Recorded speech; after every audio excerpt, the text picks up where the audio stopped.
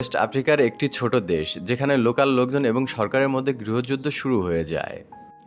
Local লোকজন সরকারের বিপরীতে একটা গ্রুপ তৈরি করে যার নাম আরইউএফ। এই আরইউএফ এর full meaning revolutionary United front. এই যুদ্ধ 1990 থেকে 2002 পর্যন্ত চলেছিল। প্রায় 50,000-এর মতন লোক এই যুদ্ধে প্রাণ হারায়। যুদ্ধের শুরুতেই আরইউএফ সিয়েরা লিওন দখল করে। তার অন্যতম কারণ ছিল এই সিয়েরা লিওনে প্রচুর পরিমাণে ডায়মন্ডের খনি ছিল। আশা করি বুঝতেই পারছেন খুবই ইন্টারেস্টিং হতে যাচ্ছে সিনেমাটি। চলুন এবার সিনেমার গল্পটি শুরু করা যাক। সিনেমার শুরুতে দেখানো হয় 1999 সাল। সুলেমান ভ্যান্ডি একজন জেলে, যে তার পরিবারের সাথে সিয়েরা লিওন এর একটি ছোট গ্রাম সেঙ্গিতে বসবাস করেন। তার পরিবারে তার বউ, দুটো বাচ্চা এবং একটি বড় ছেলে আছে। সুলেমান ভ্যান্ডির পরিবারে কেউ পড়াশোনা জানে না। সুলেমান ভ্যান্ডি তার বড় ছেলেকে ডাক্তার বানাতে চায়। ডিয়া ভ্যান্ডি তার পড়াশোনার ব্যাপারে সচেতন এবং আগ্রহী থাকে। একদিন সুলেমান তার ছেলে ডিয়া মাছ ধরে বাসায় ফিরছিল।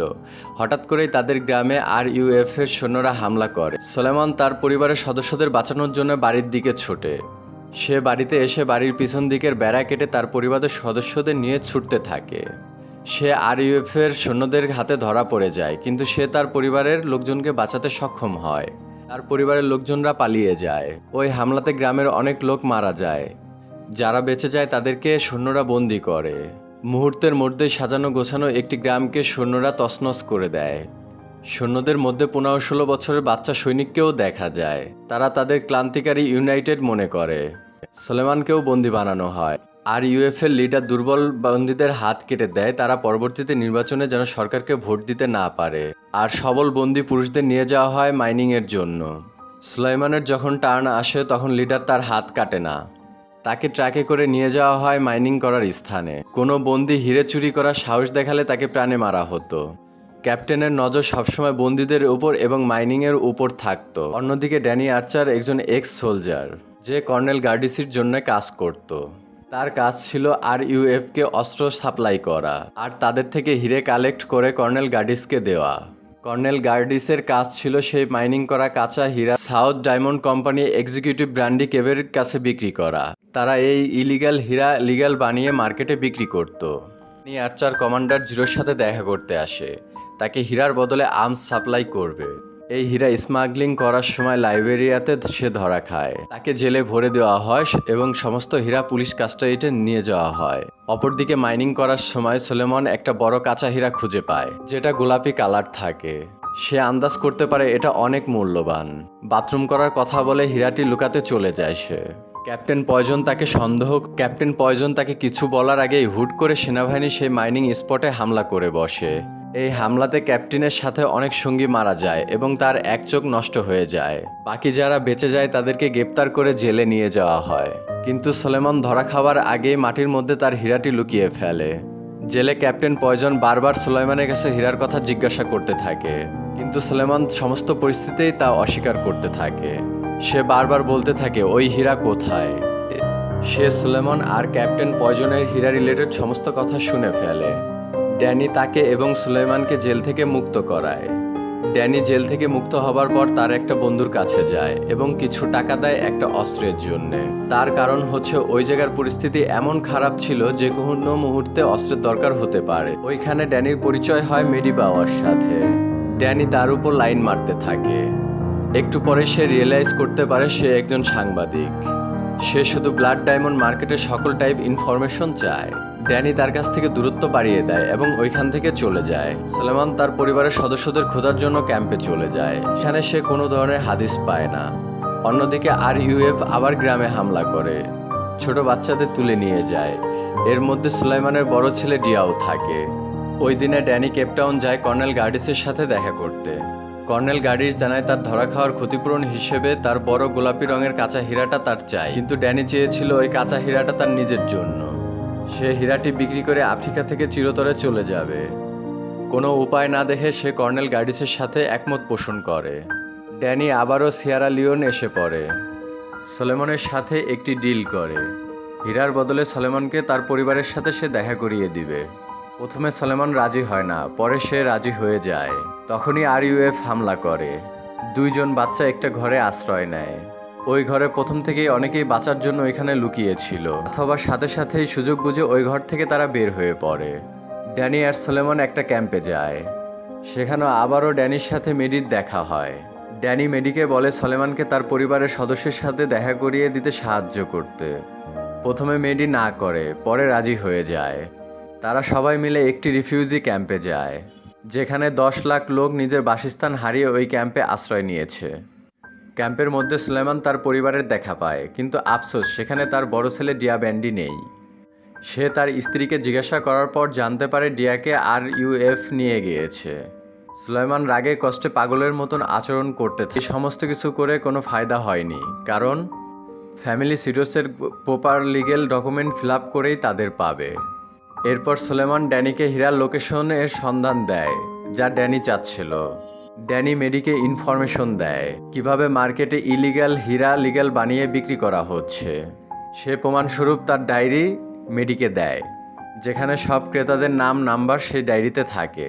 আর এই জন্য সে মেডিকে বলে তার সাথে রিপোর্টার বানিয়ে তাকে নিয়ে যেতে। মেডিও তাদের সাহায্য করতে রাজি হয়ে যায়। এর মধ্যে ক্যাপ্টেন পয়জন বাচ্চাদের ব্রেন ওয়াশ করে দেয়, তাদেরকে মানুষ মারার ট্রেনিং দেওয়া হয়। অন্যদিকে কেনো যাওয়ার পথে সাংবাদিকদের গাড়িতে হামলা হয়। সুলেমান, মেডি এবং ড্যানি সেই হামলা থেকে বেঁচে পালিয়ে যেতে সফল হয়। তারা সাউথ আফ্রিকান ফোর্সের কাছে গিয়ে পৌঁছায়। তারা জানতে পারে south African force Sierra Leone হামলার প্রস্তুতি নিচ্ছে, যাতে করে তারা বাকি লোকদের বাঁচাতে পারে। কর্নেল ডেনিকে তৈরি হতে বলে, কিন্তু ডেনি সুলেমানকে নিয়ে পায়ে হেঁটেই রওনা করে হীরা খোঁজার জন্য। মেডি প্যাসেঞ্জার বিমানে গিয়ে বসে পড়ে। অনেক রাস্তা পার হয়ে সুলেমান এবং ড্যানি হীরা মাইনিংয়ের সেই রাস্তায় পৌঁছায়। সেখানে তখনও মাইনিংয়ের কাজ চলছিল। এই মাইনিং প্লেসটা তখনও UF এর দখলেই ছিল। ডেনি রেডিওতে কর্নেল কার্ডিসকে সেই লোকেশনটা বলে। কার্ডিস তখন বলে কাল পর্যন্ত তার টিম সেখানে পৌঁছে যাবে, কিন্তু সুলেমান সহ্য করতে পারে না। সে মাইনিং ক্যাম্পের মধ্যে ঢুকে যায় এবং তার ছেলে ডিয়াকে খুঁজতে থাকে। সে ডিয়াকে খুঁজে পায়, কিন্তু তার ছেলে ডিয়া তাকে চিনতে পারে। সে হট্টগোল লাগিয়ে দেয়, কারণ তারা তার ছেলে ব্রেন ওয়াশ করে ফেলেছে দেখে। সুলেমান সেনাদের কাছে ধরা খেয়ে যায়। ড্যানি পালিয়ে থাকে এবং অপেক্ষা করতে থাকে কর্নেল আসার। এর মধ্যে ক্যাপ্টেন পয়জন আর সুলেমানের সামনাসামনি দেখা হয়। ক্যাপ্টেন পয়জন সুলেমানকে হীরা খোঁজার জন্য নির্দেশ দেয়। যখনই হীরা খুঁজতে যাবে তখনই কর্নেল গার্ডিসের টিম হামলা করে। অনেককেই মেরে ফেলে কর্নেলের টিম, বাকিদের বন্দি করে ফেলে। সুযোগ বুঝে ক্যাপ্টেন পয়জনকে সুলেমান লোহার বেলচা দিয়ে পিটিয়ে মেরে ফেলে। মিশন কন্ট্রোলে আসার পর কর্নেল সুলাইমানকে হীরার কথা জিজ্ঞাসা করে। সুলাইমান সরাসরি না করে। ড্যানি কর্নেলকে সুলাইমানের ছেলের সম্পর্কে সবকিছু বলে দেয়। সুলাইমান তখন বাধ্য হয়ে সবকিছু স্বীকার করে নেয়। কর্নেল তার কিছু লোকজন নিয়ে ওই হীরার উদ্দেশ্যে যায়। মূলত এটা ছিল সুলেমান এবং ড্যানির পাতানো একটি ফাঁদ। সুযোগ বুঝে তারা কর্নেলের লোকজনের উপর তারা হামলা করে বসে। কর্নেল সেখানে মারা যায়। এই হামলাতে ড্যানি গুলিবিদ্ধ হয়। হুট করেই সিচুয়েশন পাল্টে যায়। সুলাইমানের ছেলে ডিয়া ড্যানির দিকে বন্দুক তাক করে। সুলাইমান ডিয়াকে অনেক কিছু বোঝানোর পরে তারপরে তার জ্ঞান আসতে থাকে। ততক্ষণে কর্নেলের লোকজন গুলি করতে তাদের দিকে এগিয়ে আসতে থাকে। ড্যানি, সুলেমান এবং ডিয়া দূর এক পাহাড়ের দিকে পালাতে থাকে, কারণ সেখানে ড্যানি তার পাইলটকে আসতে বলে। ওই পাহাড় পর্যন্ত পৌঁছাতে প্রচুর পরিমাণে ব্লিডিংয়ের কারণে ড্যানির অবস্থা খুব খারাপ হয়ে যায়। সে রিয়েলাইজ করতে পারে সে সারভাইভ করতে পারবে না। সে একটি স্থানে গিয়ে থেমে যায় এবং তার হীরাটি সুলেমানকে দিয়ে দেয়। তারপরে তাদের চলে যেতে বলে। তারপর বলে এই জায়গা থেকে বের হওয়ার পর জন্য তারা মেডির সাথে যোগাযোগ করে। ড্যানি মেডির সাথে কন্ট্যাক্ট করে যেন সুলাইমান এবং তার ছেলে ডিয়া এবং তার পরিবারকে সে যেন সাহায্য করে। ড্যানি ওই জায়গাতেই তার শেষ নিঃশ্বাস ত্যাগ করে। অন্যদিকে মেডির সাহায্যে সুলেমান হীরাটিকে অনেক চওড়া দামে বিক্রি করে দেয়। সুলেমান তার পরিবারের সদস্যদের কাছে নিয়ে আসতে চায়। এত বড় হীরা দেখার পর সিমন্স তার কথায় রাজি হয়ে যায়। কিছুক্ষণ পর সুলেমান তার পুরো পরিবারের সাথে হয়। মেডি তার গল্পের জন্য লুকিয়ে লুকিয়ে সুলেমান এবং সিমন্সের ডিলের ছবি তুলে, যাতে করে ব্লাড ডায়মন্ডের ব্যবসা এক্সপোজ করতে পারে। একদম শেষে মেডি একটা ম্যাগাজিনে তার গল্প প্রকাশ করে, যাতে করে ব্র্যান্ডি ক্যাম্পের কোম্পানির দিকে সরকার আঙ্গুল তুলে। একদম শেষে সুলাইমানকে একটা প্রেস কনফারেন্সে ডাকা হয়। সেখানে সে তার সারভাইভের কাহিনী এবং ব্ল্যাক ডায়মন্ডের সকল ধরনের ঘটনা সে বর্ণনা করে। অডিয়েন্স দাঁড়িয়ে সম্মান প্রদর্শন করে তাকে। এখানেই মুভিটি শেষ হয়ে যায়। আমাদের এক্সপ্লেইনটি যদি আপনাদের ভালো লেগে থাকে তাহলে অবশ্যই আমাদের চ্যানেলটিতে আপনারা সাবস্ক্রাইব করুন।